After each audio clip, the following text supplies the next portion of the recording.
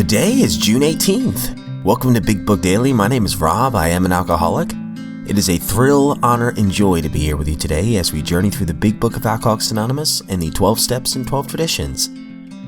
Today out of the Big Book, we are going to finish Chapter 9, The Family Afterward, by reading pages 134 and 135. Begin Chapter 10, To Employers, by reading page 136. We're going to continue our journey through Listening to the Wind by reading the top of 467. And finally, out of the 12 and 12, we're going to finish Tradition number 9 by reading page 175.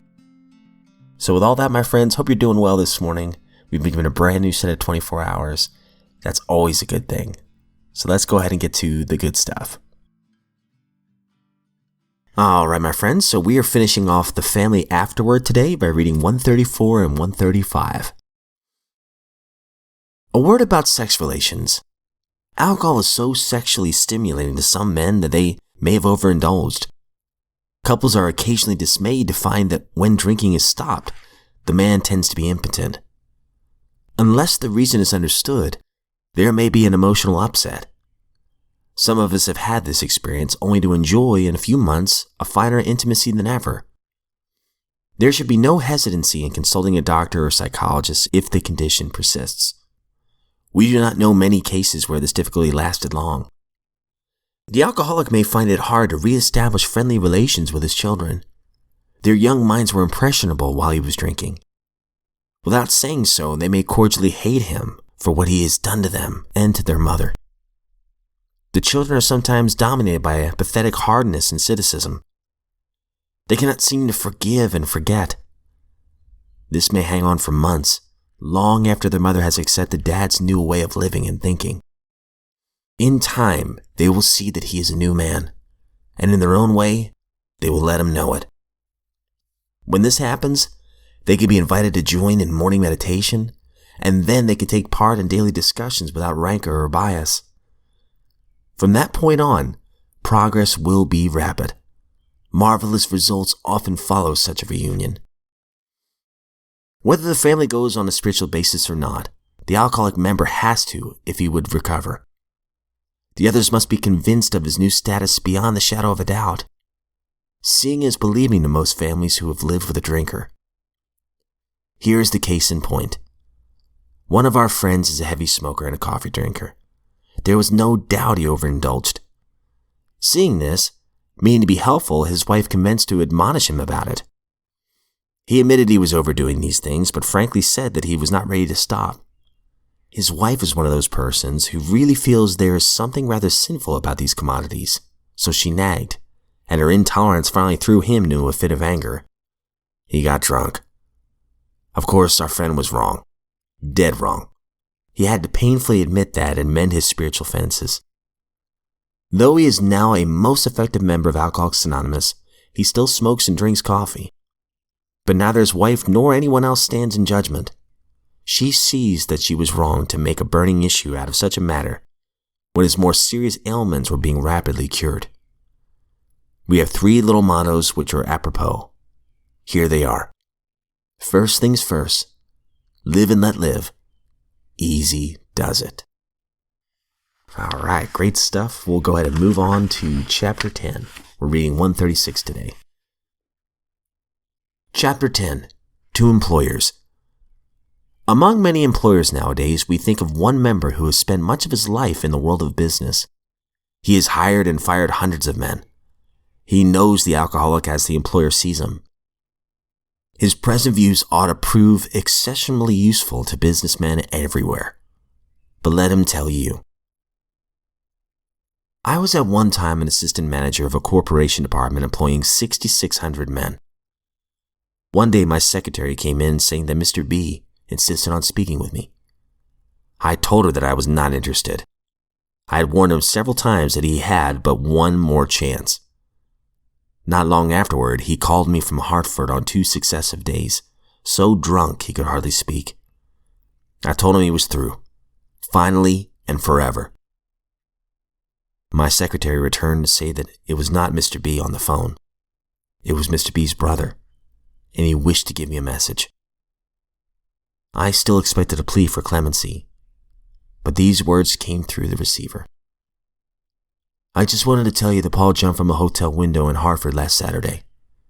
He left us a note saying that you were the best boss he ever had, and that you were not to blame in any way. Another time, as I opened a letter which lay on my desk, a newspaper clipping fell out.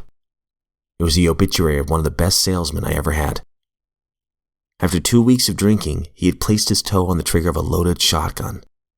The barrel was in his mouth. I had discharged him for drinking 6 weeks before. All right, so pretty dark stuff, guys. We will move on to the personal story. All right, my friends. So if you remember from listening to The Wind yesterday, our friend, our narrator here, she finally decides to call Alcoholics Anonymous. She literally cannot get up one day after waking up after a pretty vicious hangover. And she's calling Alcoholics Anonymous. That lady who gave her the number at the laundromat, she's finally using that number. So we're on 467. We're going to read half the page. The AA woman made sure I had no more alcohol in the house. She was very tough on me for a long time. I went to meetings every day and started taking the steps. The first step showed me that I was powerless over alcohol and anything else that threatened my sobriety or muddled my thinking. Alcohol was only a symptom of a much deeper problem of dishonesty and denial. Now it was a matter of coming to grips with a power greater than myself. That was very hard for me. Could all these white people even begin to think that they could understand me? So they brought a sober Indian woman up to work with me for a day. That was a very powerful day. The Indian woman cut me no slack at all. I will never forget her. She convinced me that I was not unique. She said that these white folks were the best thing that ever happened to me. All right. So she's getting some tough love here, but it sounds like she's getting some help. And, going to these meetings every single day, kind of getting right to the program and not shirking any of it. So I see some hope in this woman's future, and that's wonderful. Finally, it's been a long time since we've had any hope for this poor old lady. All right, moving on to the 12 and 12. And finally, we're on tradition number 9 out of the 12 and 12. AA, as such, ought never be organized, but we may create service boards or committees directly responsible to those they serve.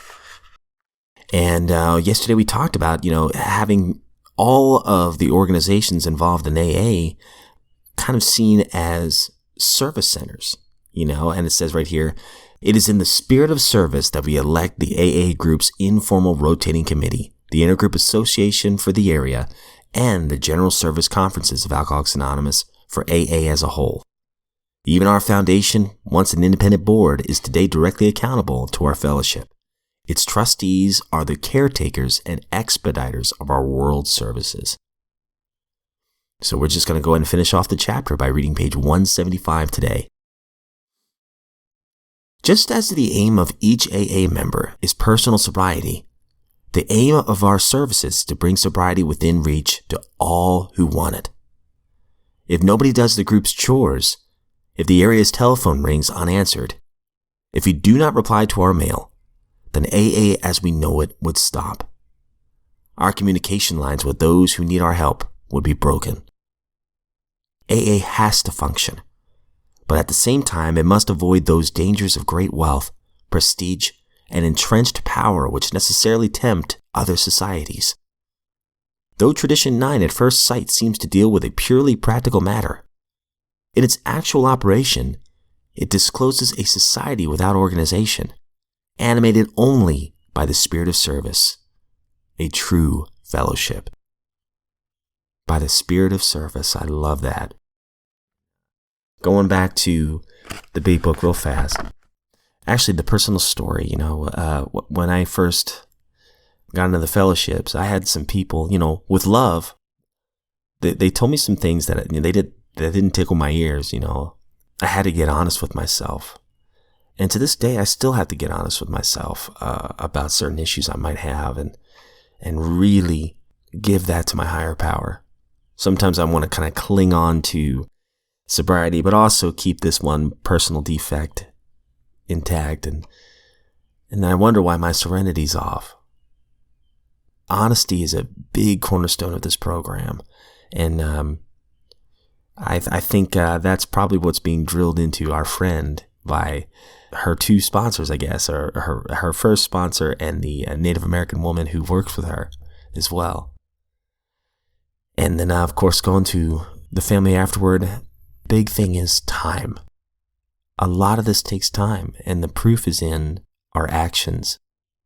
We can say sorry all we want to, but time and time again, working the program, going to the meetings, changing our old selfish behaviors into selfless behaviors, especially with children. I mean, it's going to take time to mend those fences, to heal those wounds, But that's why we always say one day at a time, right? We just get up, we work the steps to the best of our ability, live an honest life. Then we go to bed sober, Lord willing, and I'm pretty sure He wills that. And we wake up, if we're blessed with another day, and we do it all over again. And over a series of collective 24 hours a days, people will see the change. And oftentimes, I've experienced this, oftentimes they see the change before we do. But I promise you, my friends, you will change if you work this program to the best of your ability. Not half-heartedly. Half measures avail us nothing. But anyways, my friends, that's all we have for today. I don't speak on behalf of AA or NA or any other sector or denomination. I'm just a friend in recovery. And I am so glad that you're here with me. If you are sober today, please realize you are a miracle. And I mean that from the bottom of my heart. And those who love you are very proud of you. And if we're given another set of 24 hours, I look forward to seeing you right back here tomorrow.